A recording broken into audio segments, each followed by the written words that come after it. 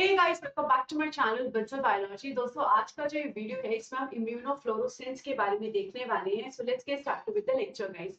Immunofluorescence की अगर हम यहाँ पे बात करें तो इम्यूनो यानी कि कुछ तो एंटीबॉडी से रिलेटेड, और फ्लोरोसेंस यानी कि इस कंडीशन में लाइट एमिट करी जाएगी। अब ये टेक्निक किस तरीके से करी जाती है, क्यों करी जाती है, हर एक चीज के बारे में हम यहाँ पे बात करते हैं। देखो, जब भी हमें डिटेक्ट करना होता है कि कोई प्रोटीन हमारे सेल के पास प्रेजेंट है या नहीं है, तो उस कंडीशन में हम इस टेक्निक को यूज कर सकते हैं कि कोई भी प्रोटीन अगर हमारे पास हमें लग रहा है कि सेल में प्रेजेंट है या नहीं है, तो उसके लिए हम इस इम्यूनोफ्लोरोसेंस को कर सकते हैं।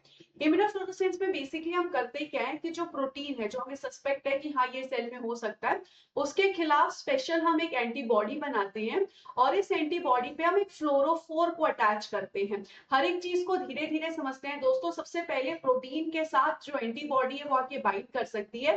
प्रोटीन के उस हिस्से से जिसपे एंटीबॉडी आके बाइंड करती है उसे हम एपिटोप कहते हैं।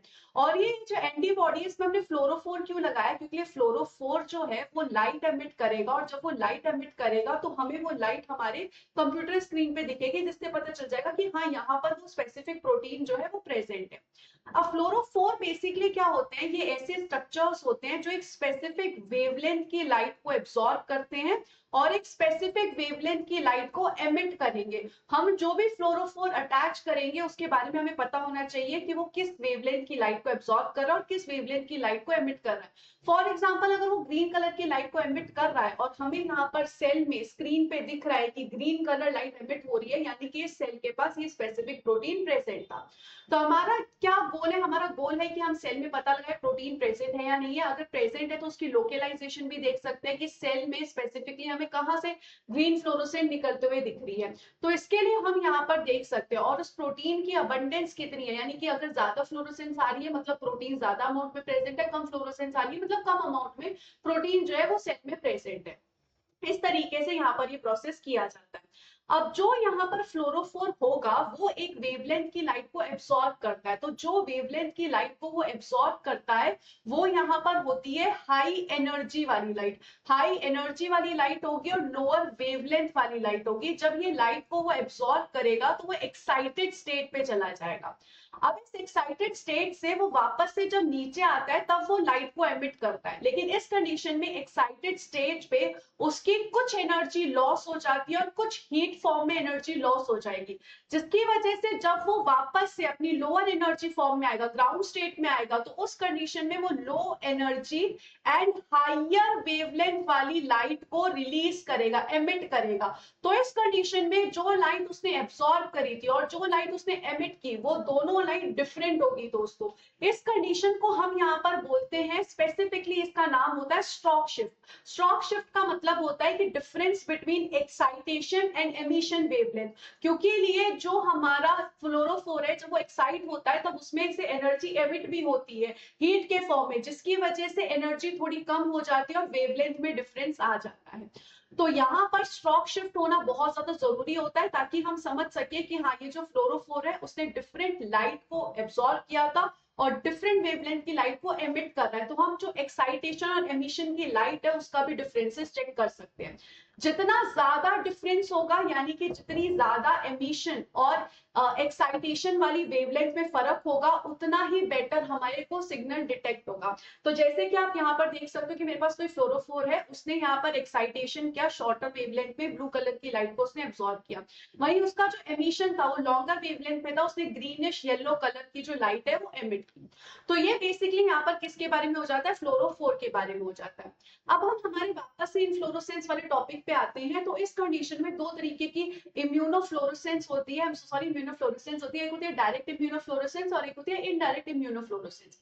डायरेक्ट इम्यूनोफ्लोरोसेंस में हम क्या करते हैं कि हमारे पास जो प्रोटीन प्रेजेंट है उस प्रोटीन से हम डायरेक्टली जो एंटीबॉडी अटैच कर रहे हैं उसी के साथ हमने ये फ्लोरोफोर को अटैच कर दिया है। तो उस कंडीशन में ये जो फ्लोरोफोर है वो डायरेक्टली अटैच है, और अब यहाँ पर अगर हम इस पे एक स्पेसिफिक वेवलेंथ की लाइट डालेंगे तो ये एक्साइटेड होगा और फिर लाइट को एमिट करेगा। वही इनडायरेक्ट फ्लोरोफोर, इनडायरेक्ट इम्यूनोफ्लोरोसेंस में क्या होता है कि बेसिकली इस कंडीशन में जो हमारा प्रोटीन है उसके ऊपर सबसे पहले प्राइमरी एंटीबॉडी आके बाइंड करेगी, फिर इस प्राइमरी एंटीबॉडी के ऊपर एक सेकेंडरी एंटीबॉडी आके बाइंड करेगी, और इस सेकेंडरी एंटीबॉडी से हमने फ्लोरोफोर अटैच कर रखा है जो कि यहाँ पर एक्साइटेड होगा और लाइट एमिट करेगा। जो अगर हम डायरेक्टली इम्यूनोफ्लोरोसेंस की बात करें तो ये फास्टर होगा, लेस नॉन स्पेसिफिक बाइंडिंग होगी, कि नॉन स्पेसिफिक बाइंडिंग जो है वो कम होगी, क्योंकि इस कंडीशन में प्रोटीन जो है वो डायरेक्टली एंटीबॉडी से बाइंड हो पा रहा है। और इसमें कौन सी होती है कि सिग्नल कम आएगा, एक्सपेंसिव होगा, रिजिड होगा। वही इनडायरेक्ट फ्लोरोसेंस की अगर हम यहाँ पे बात करें तो multiple secondary antibodies binds one primary, कि एक प्राइमरी एंटीबॉडी पे मल्टीपल सेकेंडरी एंटीबॉडीज आके बाइंड कर सकती है, उसी के साथ साथ कॉस्ट इफेक्टिव है और वर्सेटाइल होता है। बट इस कंडीशन में रिस्क ऑफ क्रॉस रिएक्टिविटी होता है, यानी कि जो एंटीबॉडीज है वो यहाँ पर किसी और एंटीबॉडी के साथ जाके भी बाइंड हो सकती है, क्रॉस रिएक्टिविटी देखनी पड़ती है इसमें। अब अगर हम यहाँ पर देखें इम्यूनोफ्लोरोसेंस टेक्निक को किया किस तरीके से जाता है, how exactly this technique is perform, तो बहुत आसान है। सबसे पहले हम वो सेल लेते हैं जिसके ऊपर हमें सारा डिटेक्शन करना है। इस सेल को हम हमारी प्लेट पे क्या करेंगे, सबसे पहले फिक्स करेंगे। तो सबसे पहला प्रोसेस जो होता है फिक्सेशन का होता है, जो हम फॉर्मेल्डिहाइड या फिर पीएफए यूज करके इसको फिक्स कर देते हैं, ताकि ये एक जगह पर स्लाइड में हमारी फिक्स हो चुकी है। उसके बाद क्योंकि ये प्रोटीन्स है, प्रोटीन्स अगर सेल के अंदर होंगे तो हमें इस सेल मेम्ब्रेन को परमियलाइज बनाना पड़ेगा, इसमें पोर्स क्रिएट करने पड़ेंगे ताकि ये जो एंटीबॉडीज है वो अंदर एंटर कर सके। अगर प्लाज्मा मेम्ब्रेन पे कोई प्रोटीन प्रेजेंट है तब तो हमें ये चीज करने की जरूरत नहीं है, लेकिन अगर प्रोटीन सेल के अंदर है तो हमें इसमें पोर क्रिएट करने पड़ेंगे ताकि एंटीबॉडी सेल के अंदर जा सके। उसके बाद यहाँ पर हमें ब्लॉकिंग करना होगा। ब्लॉकिंग मतलब क्या, सेल है, सेल में बहुत सारी ऐसी जगह होंगी जहां पर ये एंटीबॉडी जाके बाइंड कर सकती है और हमें गलत रिजल्ट दिखा सकती है। तो इस कंडीशन में हम यहाँ पर क्या करते हैं, इस सेल को बीएसए के साथ ट्रीट कर देंगे। बीएसए क्या होता है, बोवाइन सीरम एल्ब्यूमिन, ताकि जो एंटीबॉडी है वो नॉन स्पेसिफिक बाइंडिंग ना कर सके और जो उसका स्पेसिफिक प्रोटीन है उसके साथ ही जाके बाइंड करे। एक बार हमने यहाँ पर एंटीबॉडी लगा दी है, प्राइमरी एंटीबॉडी लगा दी, अगर डायरेक्ट है, इनडायरेक्ट एंटीबॉडी, इनडायरेक्ट अगर टेक्निक हम कर रहे हैं तो उसमें हमने सेकेंडरी एंटीबॉडी लगा दी। इस टाइम पे हम वॉशिंग कर देंगे। वॉशिंग करने का रीजन क्या है कि जितनी भी अनबाउंड एंटीबॉडीज हो वो सारी वॉश आउट हो जाए, तो हमें कोई फेक रिजल्ट, गलत रिजल्ट ना मिले। उसके बाद अब यहाँ पर टाइम आता है कि माइक्रोस्कोप में जो हमारी स्लाइड है जिसपे सेल है उसको देखने का। इस टाइम पे हम माउंटिंग करते हैं। माउंटिंग में बेसिकली हम यहाँ पर क्या करते हैं, एंटी फेड एजेंट्स को यूज करते हैं। एंटी फेड एजेंट्स क्या करेंगे, प्रिजर्व करते हैं फ्लोरोसेंस को और फोटो ब्लीचिंग को रिड्यूस करेंगे। इस कंडीशन में नॉर्मली हम यहाँ पर क्या करते हैं, नॉर्मली हम डीएपीआई यूज करते हैं जो कि यहाँ पर न्यूक्लियस को काउंटर स्ट्रेन कर देता है, और यहाँ पर हम फ्लोरोफोर को फेड होने से बचाते हैं, सिग्नल इंटेंसिटी को मेंटेन करके रखते हैं। तो एंटी फेड मीडियम को यहाँ पर बेसिकली यूज किया जाता है, और उसी के साथ साथ डीएपीआई को यूज किया जाता है क्योंकि वो न्यूक्लियस को स्टेन कर सकता है। तो यहाँ पर हमें सेल में जो न्यूक्लियस है वो भी अच्छे से दिखे। अभी मैं आपको चीज दिखा भी दूंगी कि किस तरीके से क्या होता है। तो आप यहाँ पर इस प्रोसेस को देख सकते हो कि अब मैंने ये सारा जो प्रोसेस है वो कर दिया, और अब जो है मेरे को यहाँ पर सेल दिख रहा है। आप देख सकते हो मैंने डीएपीआई से स्टेन किया, मुझे यहाँ पे न्यूक्लियस पूरा ब्लू कलर का दिख रहा है। फिर फॉर एग्जांपल मैंने प्रोटीन ए के खिलाफ यहाँ पर कोई एंटीबॉडी लगाई थी, तो प्रोटीन ए के खिलाफ जो एंटीबॉडी है उस पर ग्रीन कलर का फ्लोरोफोर है, यानी कि वो ग्रीन कलर की लाइट एमिट कर रहा है। तो उस कंडीशन में आप यहाँ पर देख सकते हो मुझे ग्रीन कलर स्पेसिफिकली दिख रहा है कि कहाँ पे यहाँ पर ग्रीन कलर है। अब मुझे पता चल गया कि हाँ ये प्रोटीन इस सेल में प्रेजेंट है, और फिर मैं आगे ये भी पता लगा सकती हूँ कि ये प्रोटीन यहाँ पर इस सेल में कहाँ प्रेजेंट होगा। अब ये तो हो गया इसका एक बेसिक टेक्निक। इसमें हम कोलोकेलाइजेशन भी कर सकते हैं। कोलोकेलाइजेशन का मतलब है कि फॉर एग्जांपल एक सेल है, एक सेल में दो प्रोटीन्स मेरे पास प्रेजेंट है। अब मैं ये डिटेक्ट करना चाहती हूँ कि ये दो प्रोटीन क्या सेम लोकेशन पे प्रेजेंट है सेल पे। अगर सेम लोकेशन पे प्रेजेंट होंगे तो हम बोलेंगे कोलोकेलाइज्ड है। तो ये जो दो प्रोटीन्स है वो एक सेल में कोलोकेलाइज्ड है या नहीं है, उसके लिए भी हम चेक कर सकते हैं। किस तरीके से करेंगे आइए देखते हैं। फॉर एग्जांपल प्रोटीन ए के खिलाफ जो मैंने फ्लोरोफोर लिया है वो रेड कलर की लाइट को एमिट कर रहा है, वहीं प्रोटीन बी के खिलाफ या फिर वाइस वर्सा मैंने कोई और प्रोटीन जो है उसके खिलाफ मैंने येलो कलर का फ्लोरोफोर यूज किया है जो कि येलो कलर की लाइट को एमिट की है। अब अगर यहाँ पर ये दोनों प्रोटीन्स जो है वो पास पास होंगे, कोलोकेलाइज्ड अगर ये हैं, अगर ये एक ही लोकेशन पे प्रेजेंट है, तो इस कंडीशन में यहाँ पर क्या होगा, ये रेड कलर की लाइट को एमिट कर रहा है, ये येलो कलर की लाइट को एमिट कर रहा है। मुझे यहाँ पर दिख रहा है कि यहाँ पर रेड और येलो कलर की लाइट जो है वो एमिट हो रही है। You can check this out कि पहले तो ब्लू कलर की लाइट है क्योंकि DAPI हमने दिया था न्यूक्लियस को करने के लिए, उसके बाद हमें यहाँ पर येलो कलर और रेड कलर दिख रहा है। अगर हमें येलो कलर और रेड कलर यहाँ पर दिख रहा है तो ये हमें बता देगा कि हाँ प्रोटीन जो है वो कोलोकेलाइज्ड है, ए और बी जो है वो सेम लोकेशन पे प्रेजेंट है दोस्तों। तो ये चीज हमें यहाँ पर इससे पता लग सकती है कि ये दोनों प्रोटीन जो है वो नियर लोकेशन पे। बट इसी कंडीशन में अगर हम यहाँ पे देखें, इसी कंडीशन में मैंने एक प्रोटीन लिया जो कि रेड कलर से था और दूसरा प्रोटीन लिया जो कि रेड येलो कलर से, हमने फ्लोरोफोर यूज किया। अब इस कंडीशन में अगर ये येलो फ्लोरोफोर बहुत वीक होगा, इस कंडीशन में अगर हमें यहाँ पर येलो सिग्नल बहुत वीक आ रहे हैं, तो उस कंडीशन में हमारी जो माइक्रोस्कोप है उसमें हमें रेड कलर तो बहुत अच्छे से दिख रहा है बट येलो कलर दिख ही नहीं पा रहा है। तो उस कंडीशन में हमें ये समझ में नहीं आएगा कि कोई और प्रोटीन इसके साथ प्रेजेंट है। तो इस कंडीशन में हमें यहाँ पर सिर्फ यही समझ में आएगा कि एक ही प्रोटीन प्रेजेंट है रेड फ्लोरोफोर के साथ। तो इस कंडीशन में बहुत ज्यादा जरूरी है कि जो दोनों लाइट्स हो वो लगभग सेम इंटेंसिटी पे एमिट हो रही हो, उनके सेम पिक्सल हो, ताकि हम यहाँ पर ये समझ पाए कि हाँ ये दोनों प्रोटीन जो है वो कोलोकेलाइज्ड है। अगर एक प्रोटीन बहुत इंटेंसिटी पे लाइट एमिट कर रहा है, दूसरा प्रोटीन वीक इंटेंसिटी पे लाइट एमिट कर रहा है, it's very not possible for us, ये हमारे लिए नॉट पॉसिबल नहीं होगा कि हम पता लगा पाए कि ये दोनों प्रोटीन कोलोकेलाइज्ड है। तो उनके जो होने चाहिए यहाँ पर, ये बहुत ज्यादा इंपॉर्टेंट है कि इन दोनों की जो लाइट इंटेंसिटी है वो सेम अमाउंट में आसपास सेम एमिट होके आ रही है। यही चीज आप यहाँ पर भी इस डायग्राम में देख सकते हो।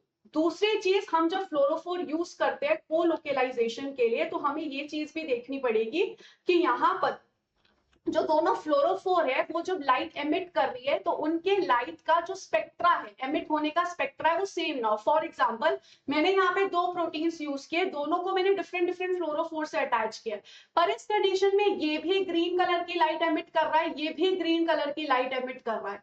तो इस कंडीशन में मैं कैसे पता लगाऊंगी कि मेरे पास यहाँ पे दो प्रोटीन कोलोकेलाइज्ड हो रखे हैं? मुझे तो ऐसे ही लगेगा कि एक ही प्रोटीन प्रेजेंट है।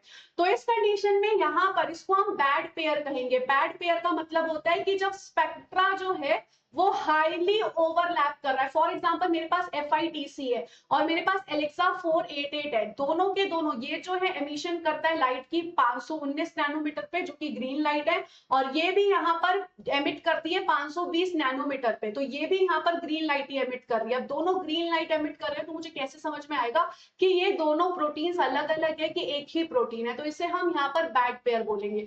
गुड पेयर क्या होगा? जैसे कि मैंने लिख लिया यहाँ पर एलेक्सा 488 जो कि 519 नैनोमीटर पे लाइट एमिट कर रही है, दूसरा हमने लिया एलेक्सा 594 जो कि 617 nm पे लाइट एमिट कर रही है। ये रेड लाइट एमिट करेगी, ये ग्रीन लाइट एमिट करेगी। अब उस कंडीशन में मैं यहाँ पर अच्छे से बता सकती हूँ कि हाँ ये दोनों जो है अलग लाइट एमिट कर रही है, तो मैं उसकी वजह से कोलोकेलाइजेशन के बारे में बहुत अच्छे से बता पाऊंगी कि कोलोकेलाइजेशन हो रही है। इस कंडीशन में हमें ये चीज बहुत अच्छे से पता लग सकती है। अगर हम यहाँ पर देखें इस टेक्निक के एप्लीकेशंस भी अगर आप देखना चाहें तो आप यहाँ पे रीड कर सकते हैं कि हम कोलोकेलाइजेशन बता सकते हैं, प्रोटीन का लोकेलाइजेशन, सबसे पहले सिंगल प्रोटीन का लोकेलाइजेशन बता सकते हैं। दूसरी चीज हम यहाँ पर ये बता सकते हैं सेल सिग्नलिंग एनालिसिस में हेल्प कर सकती है, डिजीज डायग्नोसिस में हेल्प कर सकती है, प्रोटीन प्रोटीन कोलोकेलाइजेशन में हेल्प कर सकती है। तो इन सारी चीजों में यहाँ पर ये टेक्निक हमें हेल्प कर सकती है। जैसे कि आप यहाँ पर देख सकते हो फ्लोरोफोर्स एंड स्पेक्ट्रा में आप चेक कर सकते हो कि कौन कौन सी यहाँ पर अलग अलग है। जैसे कि मैंने अभी आपके सामने बात की थी एलेक्सा 488 की, तो आप यहाँ पर देख सकते हो ग्रीन लाइट एमिट कर दी है। FITC जो है वो भी ग्रीन लाइट एमिट कर रही है। इसके अलावा आपके सामने एलेक्सा 647 है, ये यहाँ पर रेड लाइट एमिट कर रही है। CY5 है जो रेड लाइट एमिट कर रही है। तो यहाँ पर ये कुछ स्पेसिफिक फ्लोरोफोर्स है जो कि इंपॉर्टेंट है। अब आप कभी भी ऐसे नहीं कर सकते कि दोनों ग्रीन ग्रीन वालों को, दोनों रेड रेड वालों को आपने यूज कर लिया, बिकॉज उस कंडीशन में आपको यहाँ पर सेम स्पेक्ट्रा पे एमिशन मिल रहा है, डिस्टिंग्विश ही नहीं कर पाओगे दो प्रोटीन्स को। अगर होंगे भी ना और वो दोनों फ्लोरोफोर एमिट कर भी रहे होंगे तो हम डिस्टिंग्विश नहीं कर पाएंगे।